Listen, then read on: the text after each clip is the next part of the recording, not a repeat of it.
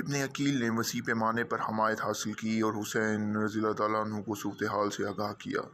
تجویز کیا کہ وہ وہاں ان کے ساتھ شامل ہو جائیں۔ یزید نے نعمان بن بشیر الانصاری کو اس کی غیر فعال ہونے کی وجہ سے کوفہ کے گورنر کے عہدے سے ہٹا دیا اور اس کی جگہ بصرہ کے گورنر عبید اللہ ابن زیاد کو مقرر کیا۔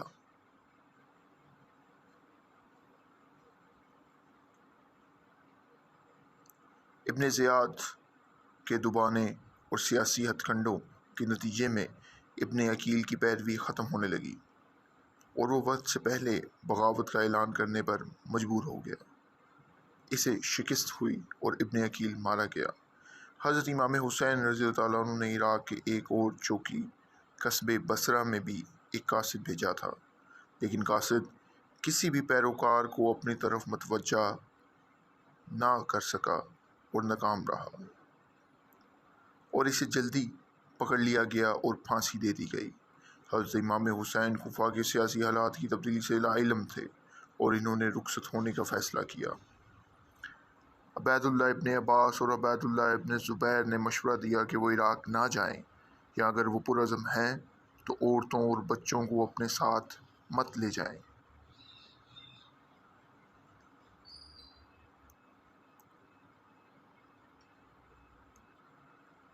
حضرت امام حسین رضی اللہ تعالیٰ عنہ ایک 50 آدمیوں اور ان کے خاندان کے ساتھ 9 ستمبر 680 عیسوی 8 ذی الحج 60 ہجری کو حج سے ایک دن پہلے مکہ سے روانہ ہوئے۔ انہوں نے صحرائے عرب کے ذریعے شمال کا رستہ اختیار کیا۔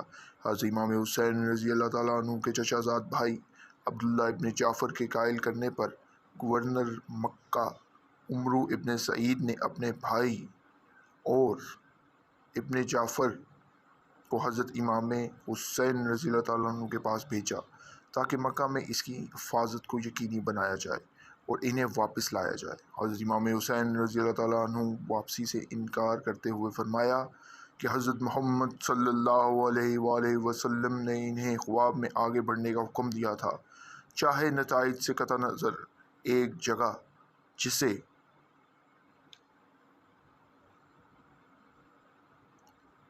تنیم کے نام سے جانا جاتا ہے، انہوں نے ایک کارواں کو پکڑ لیا جس میں رنگنے والے پودے اور کپڑے تھے جو یمن کے گورنر نے یزید کو بھیجے تھے۔ آگے چلتے ہوئے تھلبیہ نامی جگہ پر حضرت امام حسین رضی اللہ تعالیٰ عنہ کو ابن عقیل کی پھانسی اور اہل کوفہ کی بے حسی کی خبر ملی۔ مفسرین نے لکھا ہے کہ اس موقع پر حضرت امام حسین رضی اللہ تعالیٰ عنہ نے پیچھے ہٹنے پر غور کیا تھا، لیکن ابن عقیل کے بھائیوں نے انہیں آگے بڑھنے پر آمادہ کیا، جو اس کی موت کا بدلہ لینا چاہتے تھے۔ بعد میں زبالہ میں حضرت امام حسین رضی اللہ تعالیٰ عنہ کو اپنے قیس بن بشیر السعودی کی گرفتاری اور پھانسی کے بارے میں معلوم ہوا، جسے انہوں نے حجاز مغربی عرب سے کوفہ میں اپنی آمد کا اعلان کرنے کے لیے بھیجا تھا۔ حضرت امام حسین رضی اللہ تعالیٰ عنہ نے اپنے پیروکاروں کو صورتحال سے آگاہ کیا اور انہیں جانے کے لیے فرمایا۔ راستے میں ان کے ساتھ شامل ہونے والے اکثر لوگ واپس چلے گئے، جبکہ مکہ سے ان کے ساتھیوں نے ان کے ساتھ رہنے کا فیصلہ کیا۔ ابن زیاد نے کوفہ کے راستوں پر فوجیوں کو تعینات کیا۔ حضرت امام حسین رضی اللہ تعالیٰ عنہ اور ان کے حامیوں کو یزید کی فوج کے سرغنہ نے روک دیا۔ تقریباً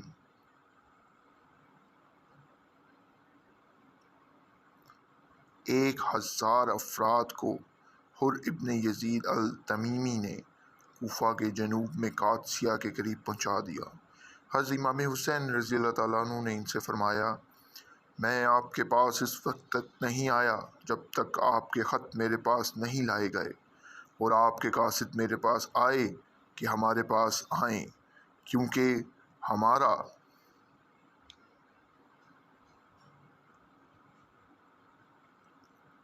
کوئی امام نہیں ہے، لہٰذا اگر آپ مجھے اپنے معاہدوں اور حلف ناموں میں جو کچھ فراہم کرتے ہیں وہ مجھے دیں تو میں آپ کے شہر جاؤں گا اس صورت میں کہا آپ میرے آنے کی مخالفت نہیں کریں گے، میں آپ کو اس جگہ کے لیے چھوڑ دوں گا جہاں سے میں آپ کے پاس آیا ہوں۔ اس کے بعد حضرت امام حسین رضی اللہ تعالیٰ عنہ نے انہیں وہ خطوط دکھائے جو انہوں نے کفان سے حاصل کیے تھے۔ کچھ کو حر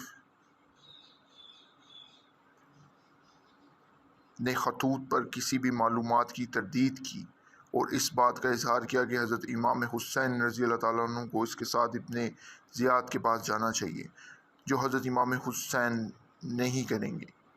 حر نے رد عمل ظاہر کیا کہ وہ حضرت امام حسین رضی اللہ عنہ کو کوفہ میں داخل ہونے یا مدینہ واپس آنے کی اجازت نہیں دے گا، البتہ اسے اپنی مرضی کے مطابق کہیں اور سفر کرنے کی اجازت ہے۔ کسی بھی صورت میں اس نے 4 کفان کو حضرت امام حسین رضی اللہ تعالیٰ عنہ کے ساتھ شامل ہونے سے نہیں روکا۔ حضرت امام حسین رضی اللہ تعالیٰ عنہ کا قافلہ قادسیہ کی طرف بڑھنے لگا اور حر نے ان کا پیچھا کیا۔ نینوا میں حر کو ابن زیاد کی طرف سے حکم ملا کہ وہ حضرت امام حسین رضی اللہ تعالیٰ عنہ کے قافلے تک پانی کی رسائی بند کر دے۔ حضرت امام حسین رضی اللہ تعالیٰ عنہ کے ساتھیوں میں سے ایک نے سفارش کی کہ وہ حر پر حملہ کریں اور پائیدار قصبے الکر میں چلے جائیں۔ حضرت امام حسین رضی اللہ تعالیٰ عنہ نے انکار کرتے ہوئے فرمایا کہ وہ دشمنی شروع کرنا پسند نہیں کریں گے۔ 2 اکتوبر 680 عیسوی 2 محرم 61 ہجری کو حضرت امام حسین رضی اللہ تعالیٰ عنہ نے کوفہ سے 70 کلومیٹر 43 میل شمال میں ایک صحرائی میدان کربلا میں کیمپ لگایا۔ اگلے دن عمر بن سعد کے حکم کے تحت 4000 کی تعداد میں کفار نے مسلح فوج دکھائی دی۔ انہیں قریبی نافرمانی کو روکنے کے لیے لے کر قانون ساز سربراہ نامزد کیا گیا تھا، تاہم اس موقع پر حضرت امام حسین رضی اللہ تعالیٰ عنہ کے ساتھ کھڑے ہونے کا جائزہ لیا گیا۔ پہلے تو وہ حضرت امام حسین رضی اللہ تعالیٰ عنہ سے لڑنے سے گریزاں تھا، پھر ابن زیاد کی طرف سے اس کی گورنرشپ کو ختم کرنے کی خطرے کی گھنٹی بجائی گئی۔ حضرت امام حسین رضی اللہ تعالیٰ عنہ کے ساتھ معاملات کرنے کے بعد ابن سعد نے ابن زیاد سے رابطہ رکھا کہ حضرت امام حسین رضی اللہ تعالیٰ عنہ واپس آ سکتے ہیں۔ ابن زیاد نے جواب دیا کہ حضرت امام حسین رضی اللہ تعالیٰ عنہ کو ہار مان لینی چاہیے یا اسے طاقت سے دبانے کے لیے اسے اور اس کے دوستوں کو دریائے فرات میں داخل ہونے سے انکار کرنا چاہیے۔ ابن سعد نے 500 گھوڑ سواروں کو راستے پر کھڑا کیا۔ حضرت امام حسین رضی اللہ تعالیٰ عنہ اور ان کے ساتھی 3 دن تک پانی کے بغیر رہے، اس سے پہلے کہ ان کے رشتہ دار حضرت عباس کی طرف سے 50 آدمیوں کے اجتماع کو پانی کے راستے پر جانے کا اختیار حاصل ہو۔ وہ صرف 20 پانی کی کھالیں بھر سکتے تھے۔ حضرت امام حسین رضی اللہ تعالیٰ عنہ اور ابن سعد رات کو ایک بستی کا بندوبست کرنے کے لیے ملے۔ یہ مشہور تھا کہ حضرت امام حسین رضی اللہ تعالیٰ عنہ نے 3 سفارشات کیں۔ ممکنہ طور پر انہیں مدینہ واپس آنے کی اجازت دی جائے، یزید کے سامنے سیدھا عرض کیا جائے، یا ایک سرحدی چوکی سے بھیج دیا جائے جہاں وہ مسلح فوج کے ساتھ قریب سے لڑیں۔ مسلح افواج کے ساتھ قریب سے لڑے، جیسا کہ میڈلنگ نے اشارہ کیا ہے۔ یہ رپورٹیں غالباً غلط ہیں، کیونکہ حضرت امام حسین رضی اللہ تعالیٰ عنہ اس مرحلے پر شاید یزید کے حوالے کرنے پر غور نہیں کریں گے۔ حضرت امام حسین رضی اللہ تعالیٰ عنہ کے بہتر نصف کے ایک مولا نے بعد میں اس بات کی ضمانت دی کہ حضرت امام حسین رضی اللہ تعالیٰ عنہ نے سفارش کی تھی کہ اسے جانے کی اجازت دی جائے تاکہ ہر چیز کے اجتماعات مایہ سیاسی حالات کو واضح کرنے کی اجازت دے سکے۔ ابن سعد نے تجویز جو بھی تھی ابن زیاد کو بھیجی، جس کے بارے میں کہا جاتا ہے کہ وہاں بات کو تسلیم کر چکا تھا، تاہم اس موقع پر شمر ابن ذیل جوشن نے کسی بھی صورت میں اس کو قائل کیا۔ شمر نے دعویٰ کیا کہ حضرت امام حسین رضی اللہ تعالیٰ عنہ اپنے علاقے میں تھا اور اسے رہا کرنا نمائشی کمزوری ہوگی۔ ابن زیاد نے اس وقت شمر کو حکم بھیجا کہ وہ حضرت امام حسین رضی اللہ تعالیٰ عنہ سے دوبارہ اس کی وفاداری کے بارے میں پوچھیں، اور اگر وہ کسی طرح انکار کرنے میں کامیاب ہو جائیں تو انہیں شہید کر دیں۔ ان کی شہادت کے بعد مزید نقصان نہ ہو۔ اگرچہ ابن سعد حملہ کرنے میں ہچکچاہٹ کا شکار تھا تو اسے کہا گیا کہ وہ شمر کے حوالے کر دے۔ ابن سعد نے شمر کی مذمت کی اور اس پر الزام عائد کیا کہ وہ ایک پرسکون بستی میں پہنچنے کی کوششوں کو ناکام بنا رہا ہے، لیکن احکامات کو مکمل کرنے پر رضامند ہے۔ اس نے تبصرہ کیا کہ حضرت امام حسین رضی اللہ تعالیٰ عنہ اس بنیاد کو تسلیم نہیں کریں گے کہ اس میں ایک خوش روح ہے۔ فوج 9 اکتوبر کی شام حضرت امام حسین رضی اللہ تعالیٰ عنہ کے کیمپ کی طرف بڑھی۔ حضرت امام حسین رضی اللہ تعالیٰ عنہ نے عباس رضی اللہ عنہ کے ذریعے درخواست بھیجی کہ ابن سعد اگلی صبح تک تاخیر کریں تاکہ وہ اس معاملے کے بارے میں سوچ سکیں۔ ابن سعد نے اس مہلت کو قبول کیا۔ حضرت امام حسین رضی اللہ تعالیٰ عنہ نے اپنے آدمیوں سے کہا کہ ان سب کو اپنے خاندان کے ساتھ رات کے اندھیرے میں واپس جانے کی اجازت ہے، کیونکہ ان کے حریفوں کو صرف ان کی ضرورت تھی۔ کسی نے اس موقع سے فائدہ نہیں اٹھایا۔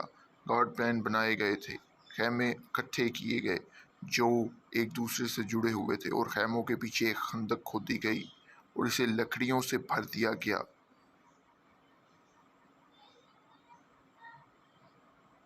اگر زمین پر حملہ کیا جائے تو کام میں لا سکیں۔ حضرت امام حسین رضی اللہ تعالیٰ عنہ اور اس کے عقیدت مندوں نے اس وقت رات کے باقی حصے کو اللہ کے حضور التجا کرتے ہوئے گزارا۔